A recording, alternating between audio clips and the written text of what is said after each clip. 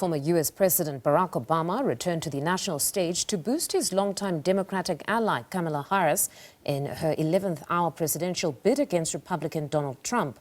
Meanwhile, Michelle Obama, the former First Lady of the United States, has commended Democratic presidential candidate Harris, asserting that her journey mirrors the narratives of opportunity that define America. Sophie Mokoena, SABC News International editor, joins us now with the very latest. Good afternoon, Sophie. Many were waiting for the former President Barack Obama's address. Now, looking just at the commentary, it seems he didn't disappoint. He had one thing in mind, which was to pass the mantle of political triumph to Kamala Harris. Talk us through his address. Well, you are correct. The intention was to ensure that what he was able to achieve when he started the journey of campaigning for being the first black president does translate into continuity in relation to Kamala Harris. And she is a person that Obama knows very well, and he spoke fondly about how this woman has got all qualities of leadership, starting at a time when Obama was campaigning, how she worked hard to ensure that the Democrats are successful, but also looking at the work that she has done thus far in that high office in the land or in the United States of America.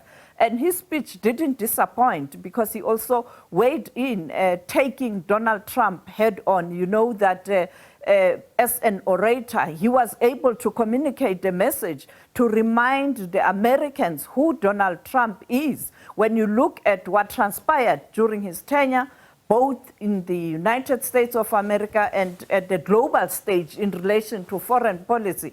And I think for people who were at home, they visualized Donald Trump during that time. At the world stage, who can forget Donald Trump during important gatherings such as the UN, the G20, the G7, where at times he was even sulking because he doesn't get much needed attention, and sometimes his peers feeling very uncomfortable. And I think when you were sitting at home, in fact, when I was watching Obama speaking, I could see Donald Trump during his tenure. And I remember very well how he conducted himself in America and outside America. But let's take a listen at what Obama had to say last night when he was really making a case for Kamala Harris.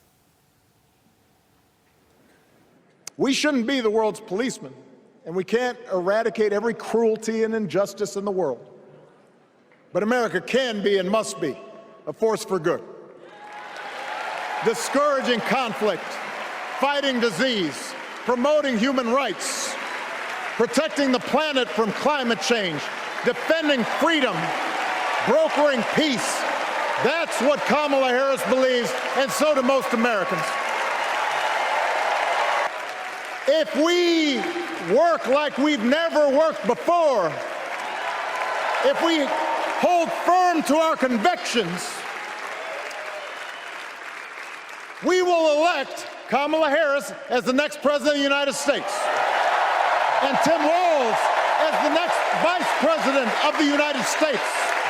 We will elect leaders up and down the ballot who will fight for the hopeful, forward-looking America we all believe in, and together we too will build a country that is more secure and more just, more equal, and more free.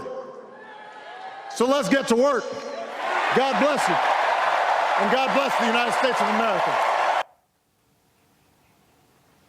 Sophie, most certainly an orator of note who had the crowd eating from the palm of his hands. Then to Michelle's address, which was mostly centered around hope making a comeback. Some say she articulated what some Democrats have been scared to actually say, which is that under Joe Biden, hope was starting to diminish, especially with every passing day of that presidential campaign. Talk us through her specific address. She's very brave. We know that many people thought that she was going to throw her head in the ring when this process started. But unfortunately, she made it clear that she has no ambitions of occupying that high office in the land. You'd recall that she was a force behind Barack Obama, not even behind, side by side with Barack Obama, because she was able to reach many people around the world, not only in the United States of America, every time she took to the podium as the First Lady. And yesterday it was a similar issue, and many people are saying, in fact, her speech was the most powerful since the convention has started, including beating his husband, Barack Obama. And for her, the focus was human interest and very personal, as you pointed out, and also reminding Donald Trump that perhaps this, in a very sarcastic way, this job is for blacks, and reminding Donald Trump that he is perhaps racist. And then secondly, the other important issue, her call that if Kamala Harris is able to ascend to that highest office in the land, not only in the United States of America, I can tell you, around the world, women will say, America did it. Why can't we do it? And therefore, women will come forward, because if Kamala Harris is elected, it will be history not only in the United States of America, but around the world, because this is a superpower and a woman leading a superpower. We saw in Germany, we had a strong woman there, but also people are saying America must start to demonstrate its will in terms of doing away with gender stereotype tendencies. And perhaps let's take a listen at what she had to say, Michelle Obama, very, very fired up. The embodiment of the stories we tell ourselves about this country. Her story is your story. It's my story. It's the story of the vast majority of Americans trying to build a better life. Look, Kamala knows, like we do, that regardless of where you come from, what you look like, who you love, how you worship, or what's in your bank account, we all deserve the opportunity to build a decent life. Look, I don't care how you identify politically, whether you're Democrat, Republican, Independent, or none of the above. This is our time to stand up for what we know in our hearts is right.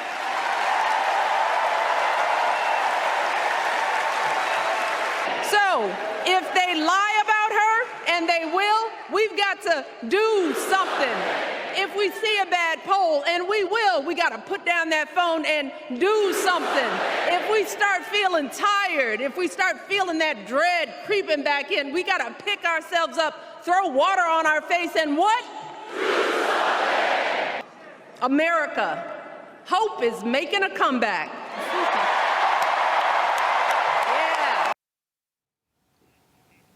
Well, Sophie, at least we heard from Barack Obama at the start of his speech that you have to be a very brave man to speak after Michelle Obama, because that was indeed electrifying. Tonight, though, we're expecting Bill Clinton and Nancy Pelosi. These two are veterans. When we look at Clinton's profile, who would he necessarily be appealing to?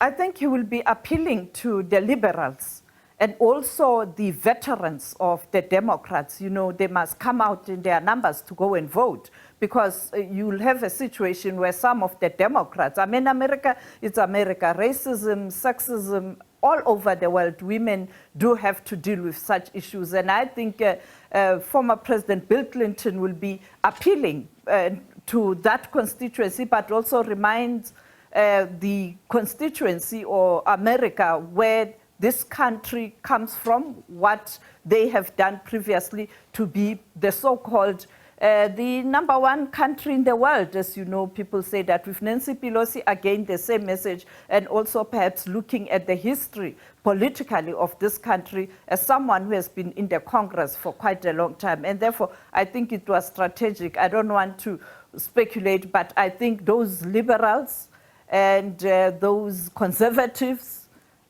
today, the message is going to be directed at them. All right, Sophie, thank you very much for joining us this afternoon. That's SABC News International Editor Sophie Mokoena.